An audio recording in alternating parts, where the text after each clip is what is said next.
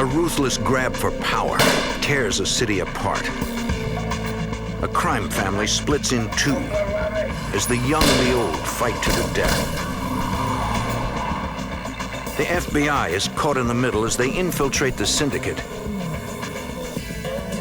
in a desperate attempt to end the brutal war raging on the streets of Philadelphia.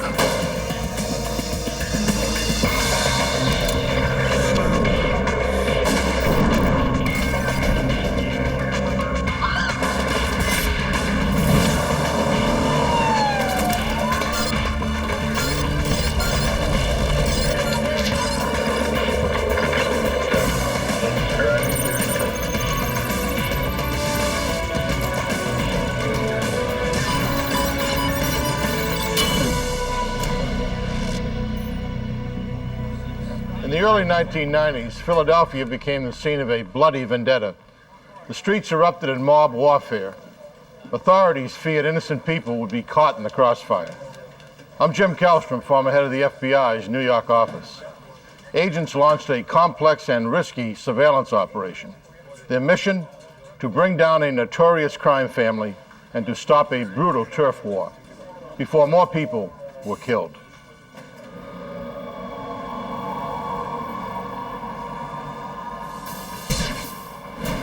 (1990). A quiet morning in South Philadelphia, Pennsylvania. Joe Andruzzi is being wired by the FBI. He's a 20-year-old accounting student at LaSalle University, and he's in trouble. He's been betting on football through a mafia bookmaker. He was winning at first, but his luck turned sour. He owes the mob $1,000. It's a debt he cannot pay. You understand? I don't think you do, son. I don't think you got it at all. But you understand what's going on here. In way over his head and afraid for his life, Andruzzi contacted the FBI and asked for help. Get the money, kid.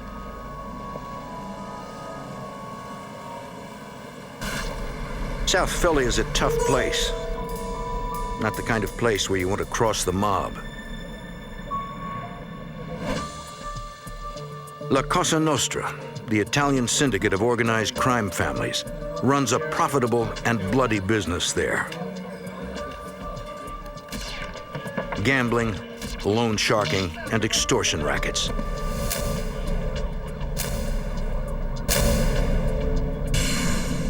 For years, South Philly was run by Angelo Bruno, known as the Gentle Don because of his dislike of violence. He took over the city in the 1950s. He was brutally murdered in 1980. The man suspected of being behind the hit was Nicodemo Scarfo. Nicky Scarfo took over Bruno's empire. He was a cold-hearted killer who ruled the city by violence.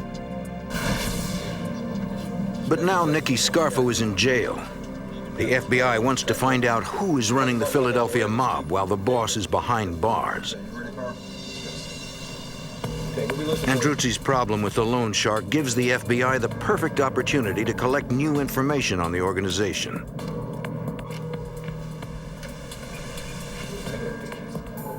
The college student meets with the bookmaker. He plays his part perfectly and is introduced to Salvatore Sparacchio, a known member of the Philadelphia mafia. I don't have the money. You don't have the money? FBI Special Agent Jim Marr was the case agent on this investigation. Salvatore Sparacchio didn't make any overt threats, but the implied threat, I'm the boss of the family, you gotta pay. I want $120 a week for 10 weeks. The boss offers a repayment plan. Although the mob is charging little more interest than a credit card company, the penalty for defaulting on the loan has a far higher price. Nicky, here, take some cake home to your wife. Hey, thanks, Bob. All right. For the next 10 weeks, the FBI gives Andruzzi the money to make his payments. And each time he takes the money to the bookmaker, the FBI records the conversation, building their case against Salvatore Sparacchio. Each payment is evidence of the crime, of racketeering.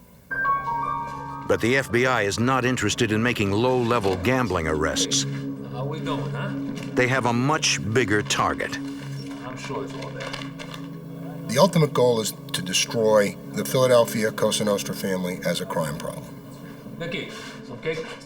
Hey, look, you ain't know too much. The tactics we use are to attack the hierarchy. The structure is the target, and we attack the target through the hierarchy. They need more information. So on Christmas Day, when they know it will be closed, the FBI breaks into the bakery shop. We proved to the judge that gambling activity and loan sharking activity was taking place in an Italian bakery. The judge authorized us to put microphones in. For the next several months, the FBI records the conversations inside the bakery. We began listening to conversations of Salvatore Spiraccio, who was claiming to be the boss of the Philadelphia Cosa Nostra family. Although Spiraccio claims to be the head of the family, the FBI wire soon makes it clear that Spiraccio is not one of the big Philadelphia mafia bosses. He is little more than an employee, but the FBI doesn't know who he's working for.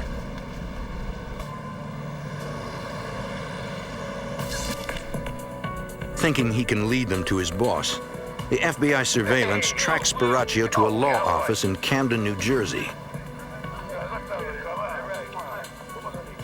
There he meets with other members of the Philadelphia Mafia, including one man well known to the FBI, John Stanfa.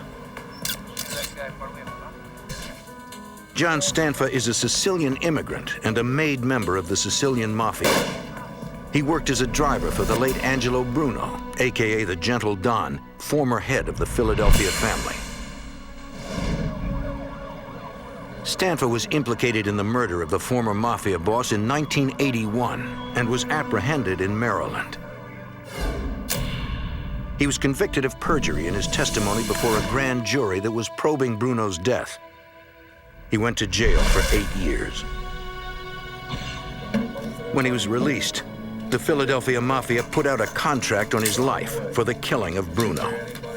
Special Agent Fred Walsh is a member of the FBI's organized crime squad. Only through the intercession of his Gambino associates up in New York, the contract was taken off him and he was allowed to live. After Nicky Scarfo went to jail, Stanfa returned to Philadelphia. He went to work in the construction business and laid low for a while. Since he was relatively quiet. So when he started to come to power and we started to notice he was making a name for himself, it came as a kind of a surprise to us. Thanks to the cooperation of the young college student, the FBI has now identified the man they believe is running organized crime in Philadelphia. We had put away the previous boss and most of the hierarchy of the family. We felt if we could put Stanfa away, that we would go a long way towards the ultimate goal of eliminating the Philadelphia family as a crime problem. On the street, informants confirm the FBI suspicion that John Stanfa is the new boss of the Philadelphia Mafia. Once you determine that an individual like Stanfa's taken the family over, you want to see how he intends to run it. You contact your informants, see what they can provide. Stanfa maintains a low profile. He runs things like the Gentle Don before him. He engages in traditional mob activities such as loan sharking, gambling, and extortion.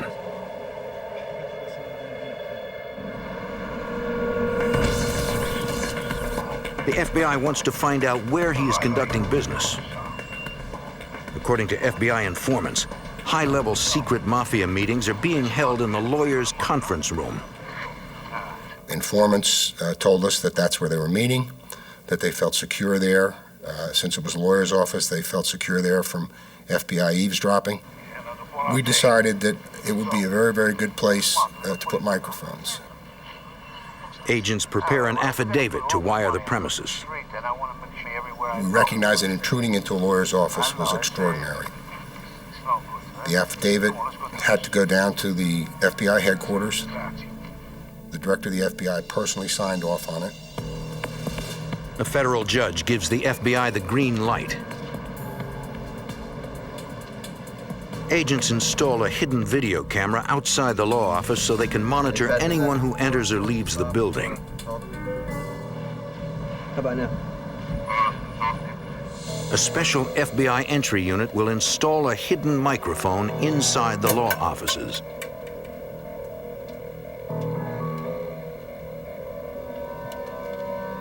Agents make a surreptitious entry into the second-floor suite. In terms of the actual entry into the premises, it's what I regard to be one of the most dangerous things the FBI does, because you're burglarizing someone else's property. Although you have authority to be there, the person, if you encounter someone, he doesn't know that you have authority to be there. Inside, the agents fear they've been discovered. An armed deputy sheriff is inside the building. The night before we went in, the re-elect the sheriff campaign moved into the ground floor. The agents making the entry were surprised by a deputy sheriff. Fortunately, they were able to conceal themselves. He got in and got out before there was any problem.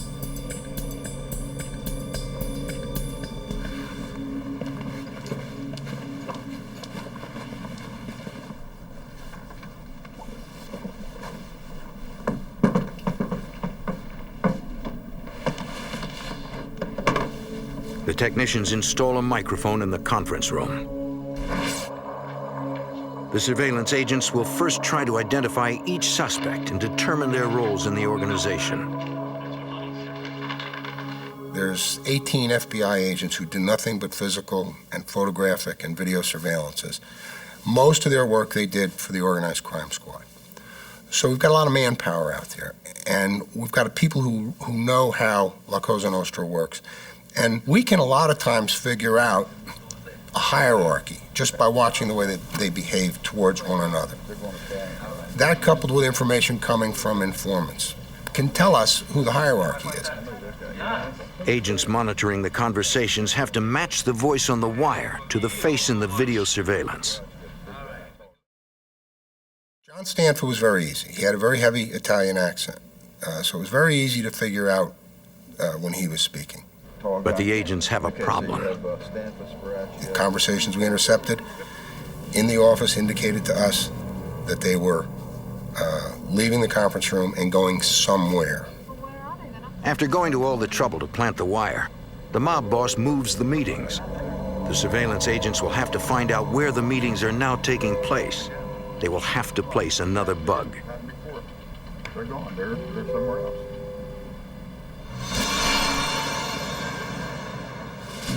A few days later, the FBI learns from an informant that a high-level sit-down is about to take place at the law office between John Stanfa and several associates. They need to get the new bug in place before the meeting. But they don't know where the meeting will be held. Agents dispatch an undercover detective to follow Stanfa into the office. Philadelphia detective Mark Pinero gets the job. We tried to come up with a reason to actually go into the law firm to get a closer look at what was going on. So we had come up with a cover story, utilizing a name of an attorney that we knew had left that firm. But it does not go exactly as planned. This unknown individual held the door for me to go in first, which kind of set me back because I wanted to go in second.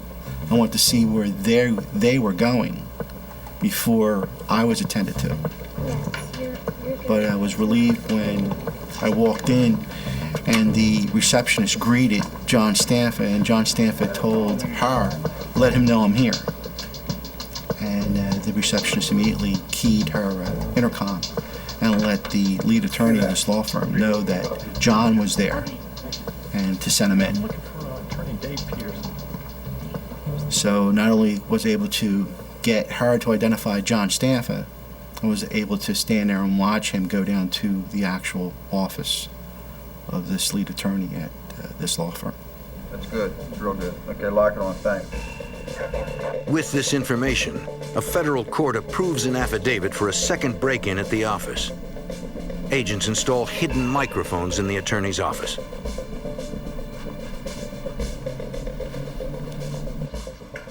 Shortly after the new bugs are placed, agents hear some alarming news on the wire. The mob bosses are afraid they are being watched. They hire a private counter-surveillance contractor to sweep the law offices for bugs. If he finds a listening device, the entire operation could be destroyed. The FBI in Philadelphia is closing in on mob boss John Stanfa. They learn he is conducting mob business in an attorney's office. Agents place listening devices in the office, but Stanfa calls in a man to sweep for bugs. Agents watch as the sweeper enters the building. Their entire case could collapse if he finds their bugs.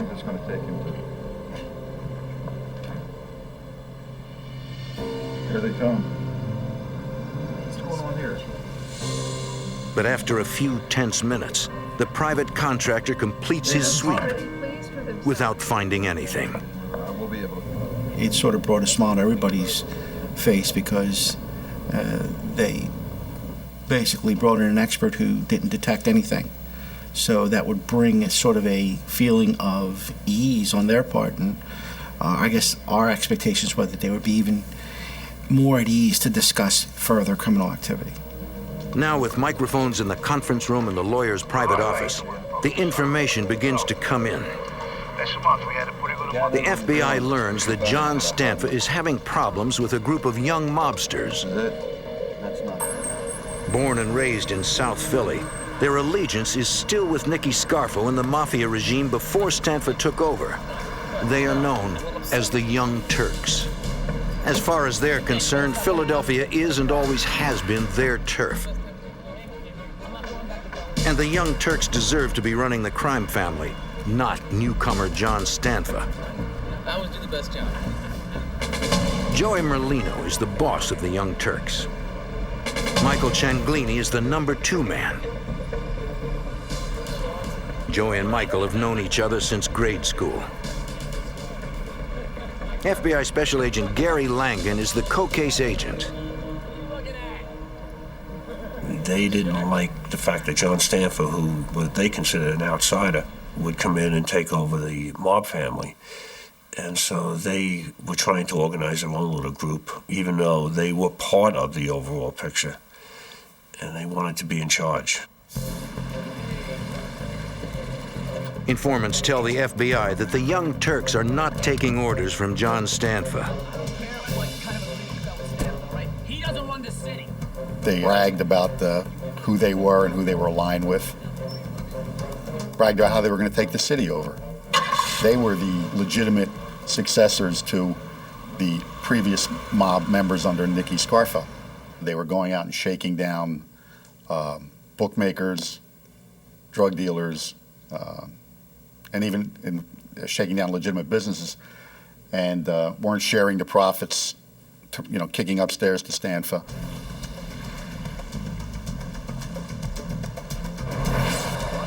The Young Turks feel they're entitled to run the city and the Philadelphia Mafia.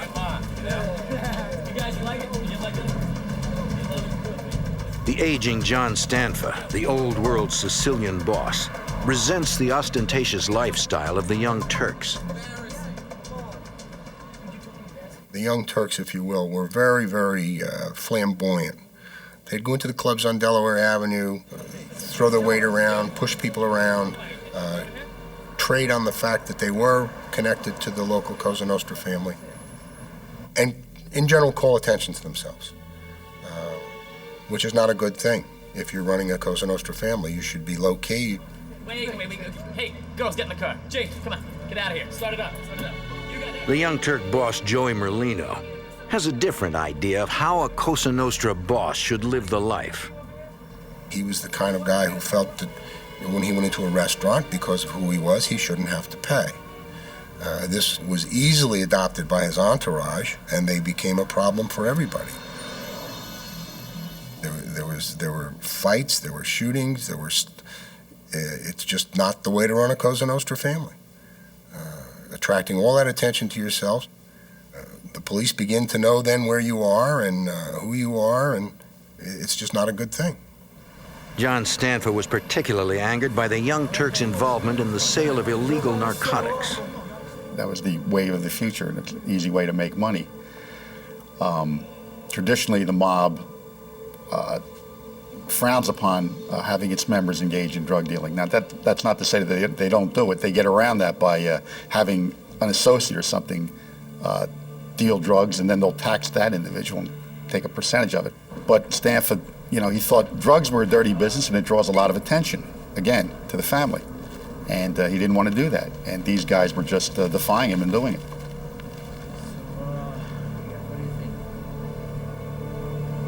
Once we heard that there was friction developing, we were looking to see how Stanfa was going to handle it. Okay, was he going to be aggressive and, you know, take extreme measures? Or was he going to try and mollify these people and quiet them down and get them under his wing, so to speak? But Joey Merlino isn't going under anyone's wing. The Young Turks strike back at Stanfa. 73-year-old Joseph Gattone is one of Mafia boss John Stanfa's most loyal employees. Gattone is a bookmaker, a collector of street taxes. 4 gunshots shatter the daily routine of Joseph Gattone. The old man's blood marks the beginning of a deadly civil war. The FBI and the Philadelphia Organized Crime Task Force surveilled top bosses of the Philadelphia Mafia.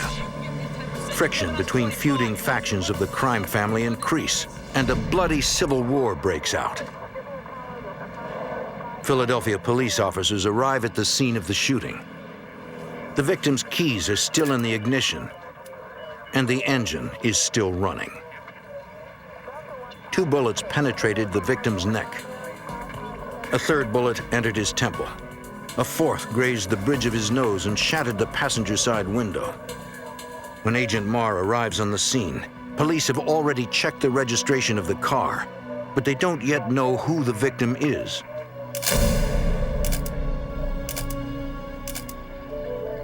Agent Marr recognizes the victim from previous investigations. Gattone is a longtime member of the Philadelphia crime family, currently under the leadership of John Stanfa. Several of Gattone's neighbors witnessed the shooting, but no one can identify the lone hooded gunman. Special Agent Jim Marr suspects Joey Merlino's Young Turks are behind the killing. Where he was killed, the manner in which he was killed, indicated to me that the Merlino faction was sending a message to Stanfa and his people. We're here, and we are to be reckoned with. John Doe's. Agents monitor their wiretaps.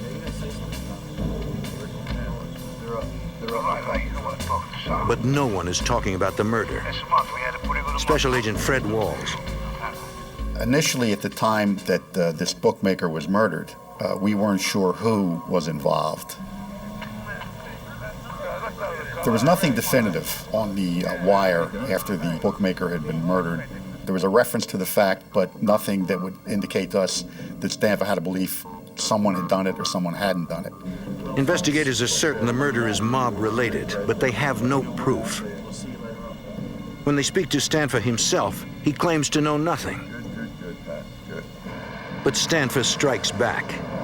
5 weeks after the murder of John Stanfa's bookie and tax collector, Michael Changini, the Young Turks' number 2 man, is coming home after a basketball game. 2 men armed with shotguns open fire.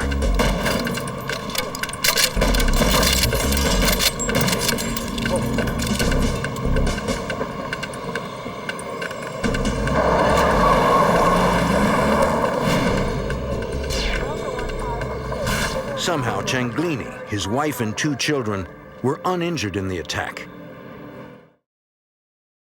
Investigators recovered 12-gauge shotgun shells from the front yard and shotgun pellets from the ceiling of the living room and dining room. Despite the brazen attack on Changini and his family, he won't cooperate with the detectives. He wasn't going to say anything. they just don't talk to law enforcement. They feel they're going to handle it themselves. It's business, okay, and it's none of our business. So you're not going to get anything out of them. The Young Turks' number 2 boss isn't talking. But the FBI suspects the attack is payback for the murder of John Stanfa's bookie. After the bookmaker's murder and then the attempt on Michael Changini, we believed that we were going to see an increase in violence. There was going to be a potential mob war. Fearing this, the FBI petitions a federal court to expand the eavesdropping.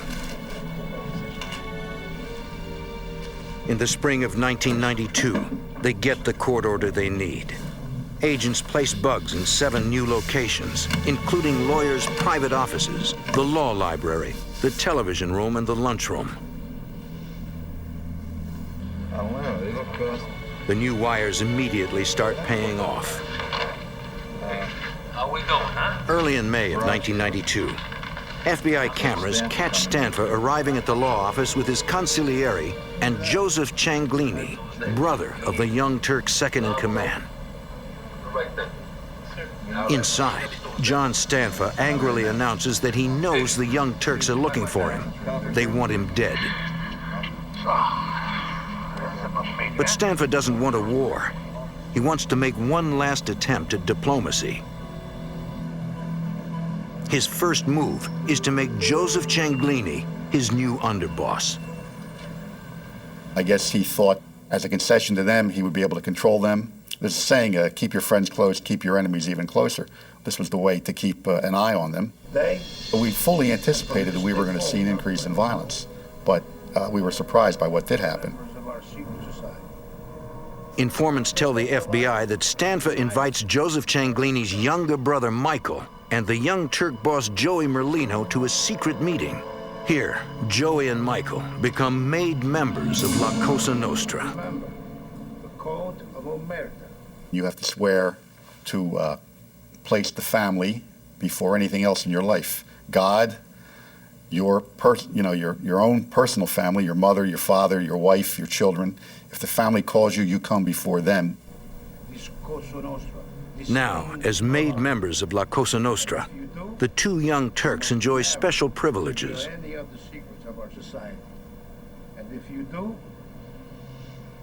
The benefits that come with that are that you can conduct your rackets, whatever they may be, without fear of interference from someone who is not a member. The family in a dispute will always decide in your favor if you are a member and the other person is not. A member cannot be killed unless the boss of that family to which he's a member approves. For John Stanfa, promoting the Young Turks is his final act of diplomacy. The FBI and the Organized Crime Task Force will keep a vigilant watch to see if Stanfa's bold move stops the violence. But agents still need to collect more information about the crime family to shut them down for good.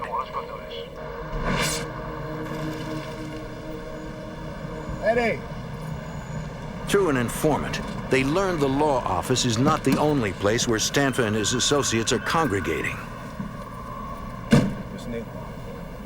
We found out that Stanfa had opened up a dinette next to another business he owned, which was a food distribution business. And surprisingly, Stanfa actually worked at this place every day. You know, as a John Q. citizen, he would go to work and he'd actually work there. You'd see him out there sweeping and cooking and handling stuff. But he was also meeting his family members there and discussing mob business.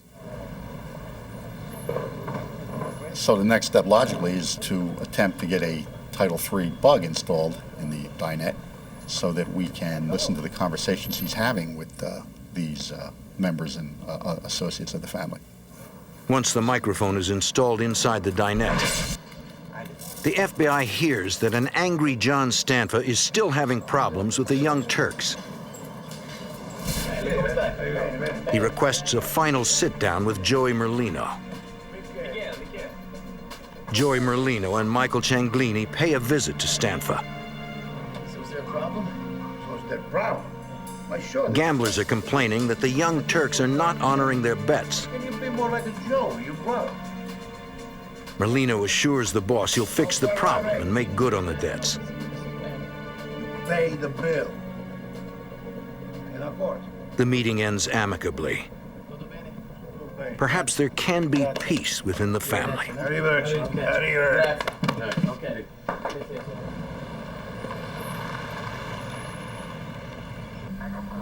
Early in March, FBI surveillance agents observed Joseph Changini and a waitress opening up the Stanfa dinette.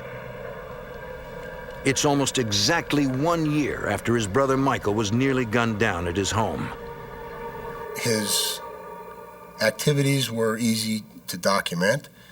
He was regular. He got up in the morning and he went to work. But on this morning, Joseph Changini's routine takes a terrifying twist.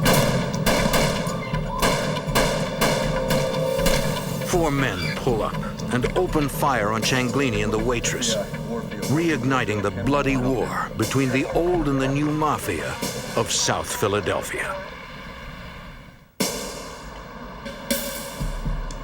On March 2nd, 1993, in South Philly, underboss Joseph Changini and a waitress opened John Stanfa's diner.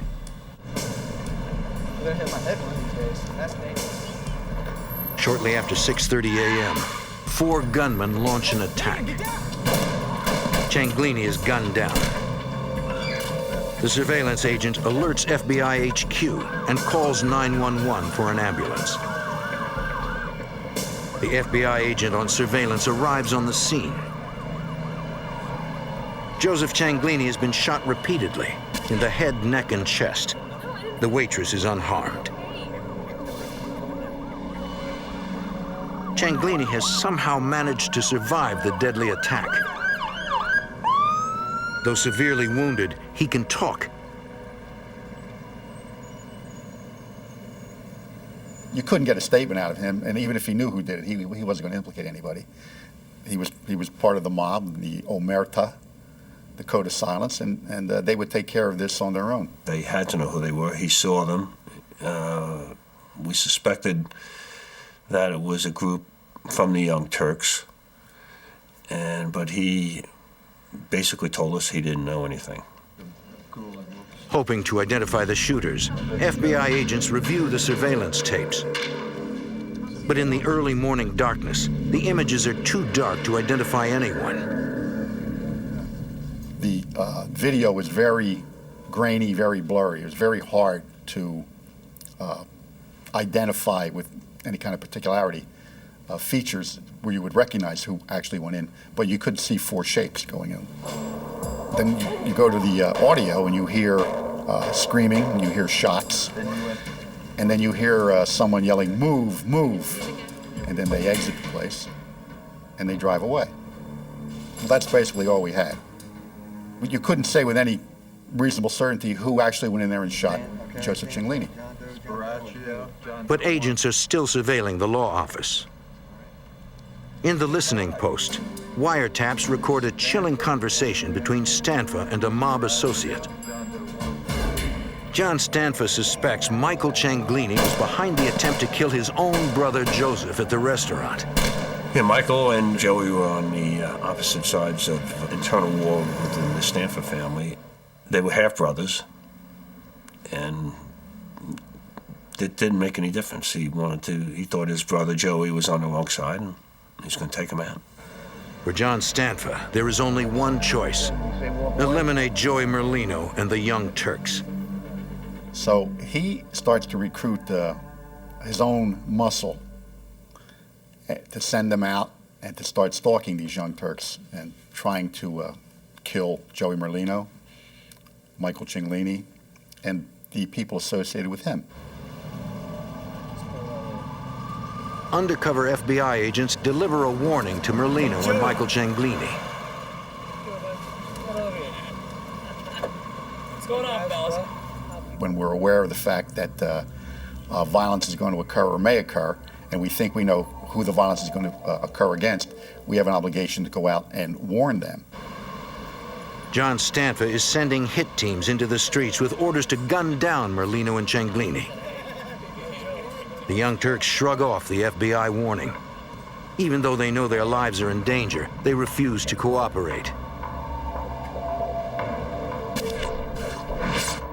The Young Turks should have listened to the FBI.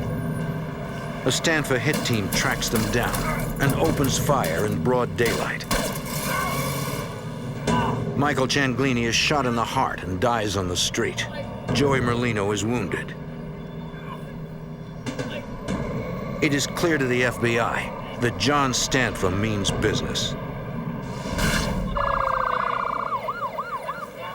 He's taken up the challenge, and he's retaliated with a lot of force. So that's where we are right then and there. We believe that Stanfa is responsible for it. Now we have to prove it. 3 hours after the shooting, South Philadelphia police officers respond to a burning vehicle.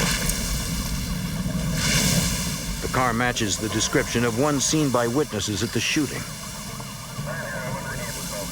Police run a trace and learn that it was leased to a member of the Stanfa crime family. That night, police question Phil Coletti and his wife. She tells police she reported the car stolen. Coletti says he has been home all day. The FBI views the couple's alibi with skepticism. Coletti becomes the first suspect in the shooting murder of Michael Changini. Several days later, the FBI gets a lead on the second shooter. The FBI had received a call from a physician who said that he had treated an individual who came in with burns that he felt were rather suspicious. FBI agents find John VZY at home. He too is a known member of the Stanfa crime family. Agents ask VZY what happened to his hand. And he says he had an accident with his barbecue grill. His hand was burned when he spilled lighter fluid.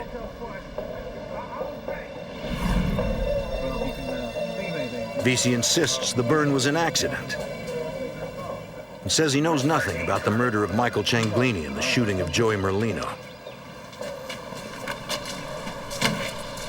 But when investigators check out the grill, they discover it runs on propane, which conflicts with VZY's story that he was using lighter fluid when he burned himself. It aroused our suspicion and kind of pointed us toward VZY more so than anybody else. The FBI suspects 2 members of the John Stanfa crime family in the murder of Michael Changini and the shooting of Young Turk boss Joey Merlino. But before the FBI can bring the shooters to justice, Joey Merlino and the Young Turks try to get their own revenge. John Stanfa is riding in a 1976 Cadillac Seville. He's headed south on the Schuylkill Expressway with his son Joseph and a trusted driver. A van pulls up next to the Cadillac. 2 gunmen thrust 9mm machine pistols through portholes cut in the side of the van, and they open fire. A full-scale mafia civil war rages on the streets of Philadelphia. Violence explodes with a brazen rush-hour attack on Sicilian mob boss John Stanfa. The gunfire misses John Stanfa, but his son Joseph is hit in the face. Stanfa's driver rams the van, forcing it off the highway. What was really brazen about it was on a highway like that, random shots could have struck and hurt, even killed any innocent people who were on there. Investigators have no doubt the attack on Stanfa is Joey Merlino's revenge for the murder of Michael Changini. It shows you the extent of the violence these people were willing to employ and the grudge they bore against Stanfa. Police find Stanfa at the hospital. Despite the brazen attack on him and his innocent young son, the Cosa Nostra boss claims he has no idea who tried to kill them. And of course, it's the old, I don't know who would have done this to me. And we don't get anything out of him. It is only a matter of time before innocent civilians get caught in the crossfire. And it's time to turn up the heat on the warring mob. Any known Stanfa or Merlino associate seen driving around South Philadelphia becomes the subject of a routine traffic stop. Authorities arrest 8 mobsters for carrying weapons. They confiscate .380, .45, and .38 caliber semi-automatics. The FBI has no doubt the Young Turks boss ordered the hit on John Stanfa, but feds can't prove it. Joey Merlino has to be yanked off the streets. The FBI arrests him for a parole violation of a 1990 armored truck robbery.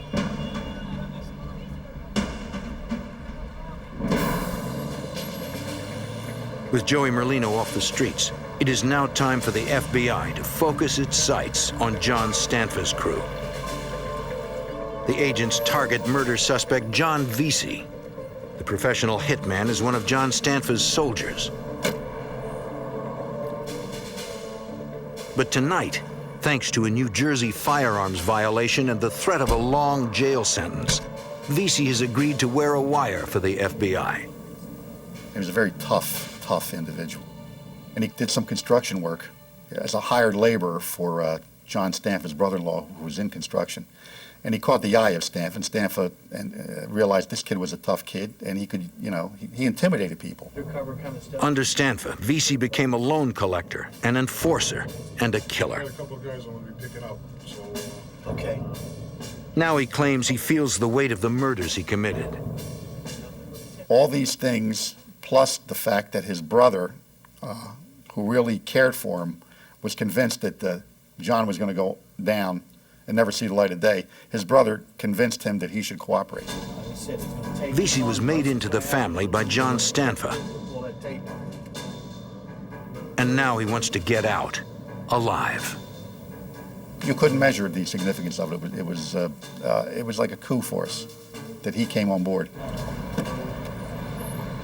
VZY quickly becomes comfortable wearing the wire. He has several meetings, but the conversations don't provide any new evidence against John Stanfa.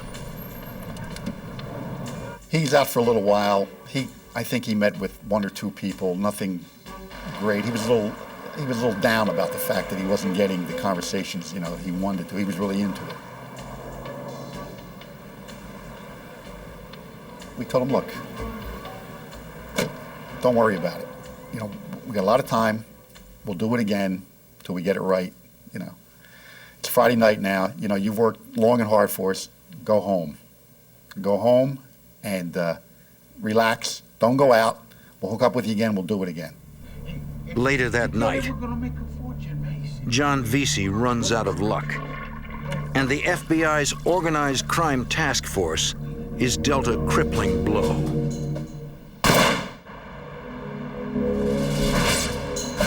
In a bloody South Philadelphia mob war, the FBI's #1 informant is gunned down by mafia hitmen, and the FBI's best chance at busting up a notorious crime family is shattered.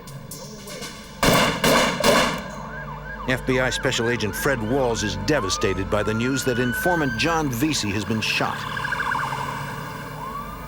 Well, when you hear that someone's been shot in the head, you think the worst.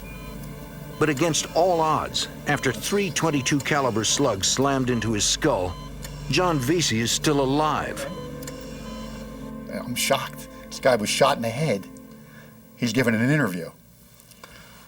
And he proceeds to tell what happened.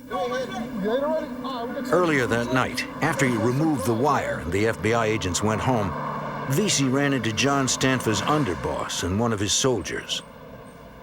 I know a nice place. And they tell him, we've been looking for you. We want to get you started in your own bookmaking operation. We're going to show you how to do it. We're going to go over to this location in South Philadelphia above this meat store.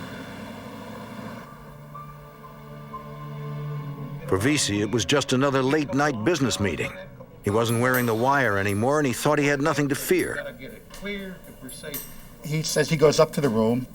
The maid guy is sitting down with him at a table, going over figures, telling him how to take bets, how to write stuff down. The underboss excused himself, he has to go to the bathroom.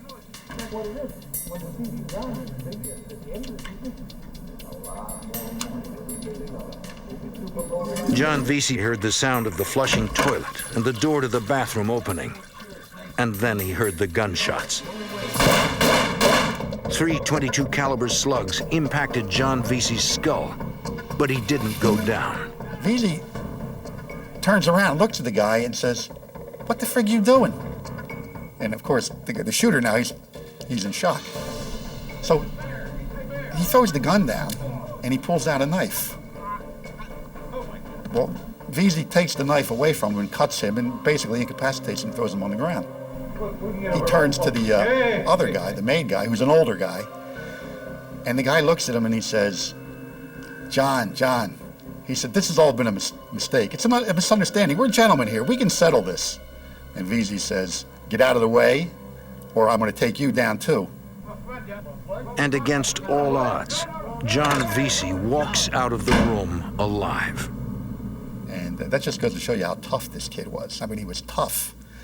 And the bullets went into the back of his head, and we later found out they had hit the head and come around, okay? I guess the slugs weren't as strong. It was a 22 caliber long rifle slug.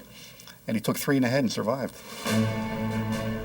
2 weeks later, ex-mafia hitman John VZY makes his first appearance before the federal grand jury and testifies against his former crime family.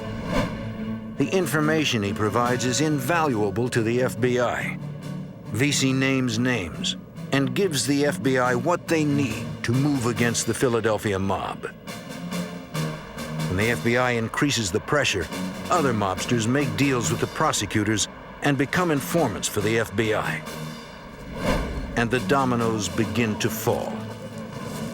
On St. Patrick's Day in 1994, 24 suspects are arrested on racketeering charges of murder, murder conspiracy, extortion, arson, kidnapping, gambling, and obstruction of justice.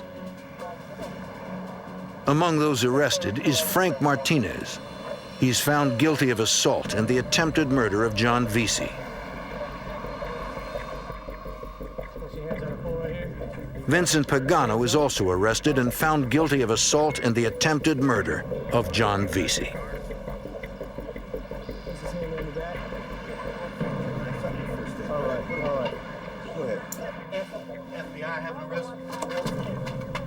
On the same day, John Stanfa is arrested on racketeering charges of murder, murder conspiracy, extortion, arson, kidnapping, gambling, and obstruction of justice. It was a nice, clean, easy sweep. We brought the people in, and we were very satisfied with it. Ultimately, 27 people are charged with conspiracy and racketeering under the RICO Act. 24 defendants are either convicted or plead guilty to the charges. I felt pretty good that we did make Philadelphia a little bit safer. It was my job. It was my life's work. I thought we did a good job, and I thought that we served the citizenry very well with what we did. We took a very, very violent group and sent a lot of them to jail for a long, long time. And we made Philadelphia a little safer. On July 9th, 1996, John Stanfa is sentenced to 5 consecutive life terms. He is serving them at the United States Penitentiary in Leavenworth, Kansas.